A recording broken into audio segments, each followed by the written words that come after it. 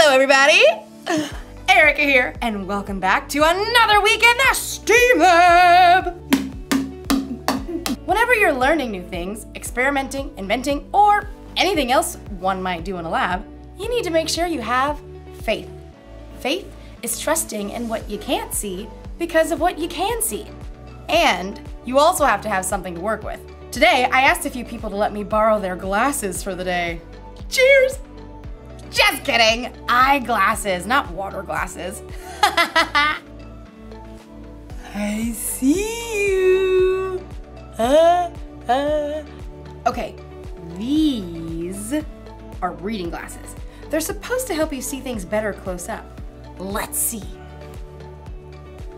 Oh, wow. Yep, they really work. I see things a lot more clearly. It's like focused, blurry.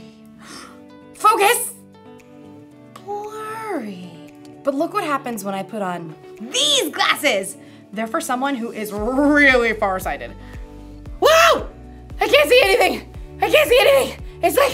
It's like blurry, blurry. Focus, focus. Blurry, blurry. Focused. Isn't that wild? There are a lot of different kinds of glasses. And the reason is because there are a lot of different kinds of people. Not everyone sees the same way. And today's story is about when a guy named Paul met some people who saw things a little bit differently than he did. Go see for yourself. You see what I did there? Okay. Meanwhile, I've got some more glasses to try on. Whoa. These are X-ray glasses. I can see my bones! Just kidding. Seriously though, when did I get that freckle? The Bible. It's 66 books of history, stories, letters, and poetry that fit together to form God's one big story. The epic adventure of how He created us and loves us so much that He made a way to rescue us. As we travel through the Bible, from Genesis to Revelation, we discover people who met God and found their lives changed forever.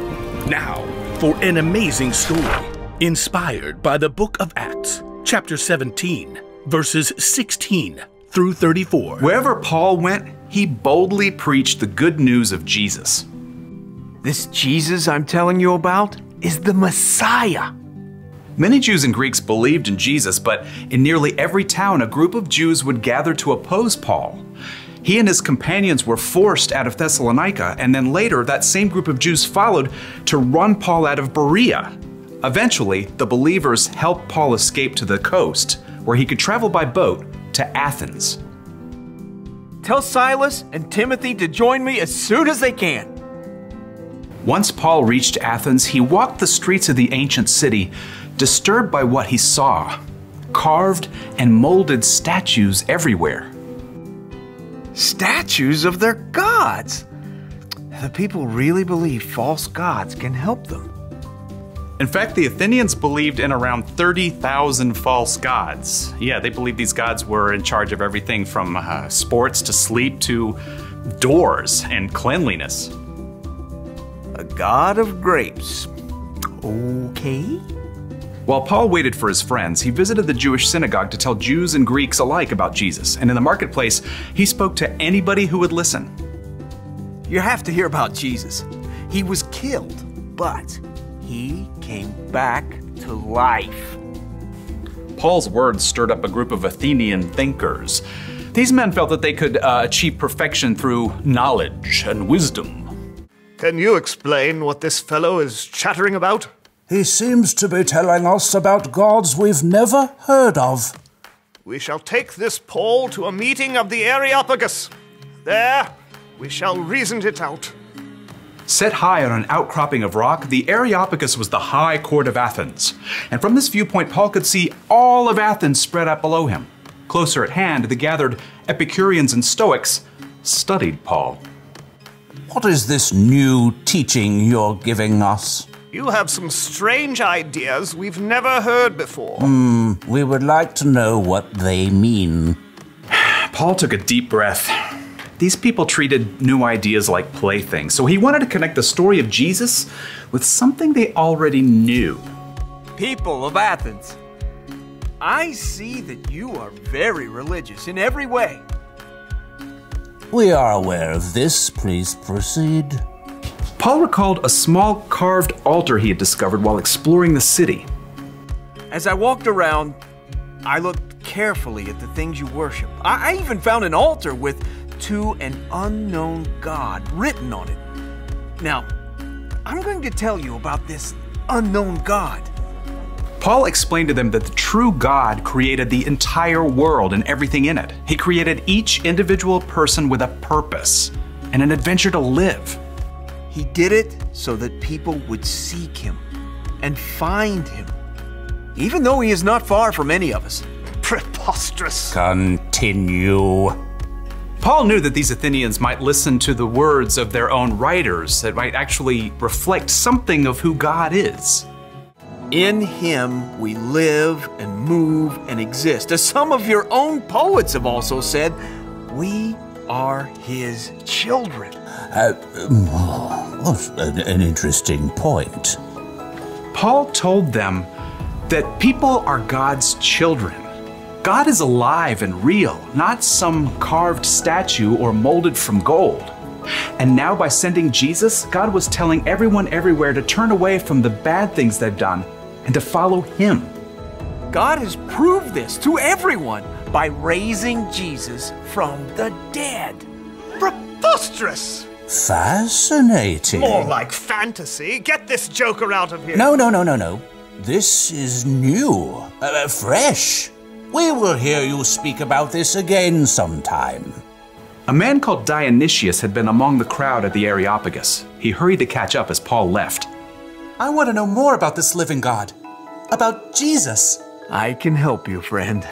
So Paul continued to spread the good news and love of Jesus, and after a short time, Dionysius became a follower of Jesus, as well as a woman named Damaris, and several others.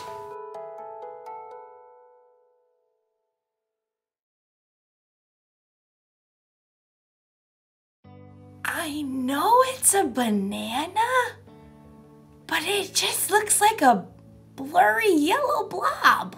Whoa! It's hard to focus when you can't see clearly, but I think it's important to try and see things from another person's point of view, like Paul and the people in Athens. They believed in different gods than Paul. That's why Paul tried to see things how they saw things, so he could tell them about Jesus in a way they'd understand. He told them about the living, one true God who created the whole world and everything in it. And he told them that God proved how powerful he was by bringing a man back from the dead. That man was God's son, Jesus. Many of the people from Athens had never heard of anything like that before. Some thought Paul was kind of crazy, but others wanted to hear more. And Paul was able to help them know Jesus the way he knew Jesus. That's something we can do too! It's the one thing to remember today. You can help others know Jesus. That can be easy if you're talking to someone who sees things the same way you do. But when someone sees things differently, when they believe differently, or when they've had different experiences than you, it helps to try and see things from their point of view. Ah, yes, I see what you're saying now. The best thing to do is to try to keep it real. Be honest about what Jesus has done for you. And it's not just in what you say. You can help people know Jesus by what you do too. When you treat people with love, respect, and kindness, they can see the love of Jesus through you. Everyone's different, and we all see things just a little bit differently. So I think it makes sense to try to see things the way other people see them. And you don't even have to change your glasses to do it. I'll see you next time. Bye. See you guys later. Oh, hold on. Oh, that's a table.